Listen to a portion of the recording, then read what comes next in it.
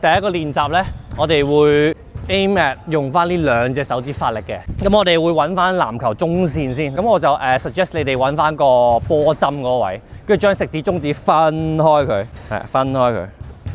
我哋落跟住俾力射波咧，我哋就 aim at 呢兩隻手指最後掂到，擺喺上面之後咧，我想你哋尾指、無名指攞起少少。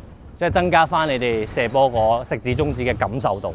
咁陣間我哋會射中距離為主嘅。咁基本上就係我哋提起咗少少啦，我哋練少少 form 先，所以咧好慢咁樣喺中距離去練就得㗎。係嘅。其實你陣間自己可以睇下個籃球嘅船啦，即係你可以睇下個標誌，會唔會係可以 keep 住佢好靚咁樣垂直咁樣轉到粒波，透過呢兩隻手指。咁白色線你就可以睇得清楚啲。我希望係一個完美嘅直咯。我哋盡量就係而家，我都歪歪地啦，係啊，盡量就係 aim at 佢超靚超直嘅，就係透過呢兩隻手指發力。我提起，跟住慢慢射 ，OK， 射完就望下自己個船係點樣。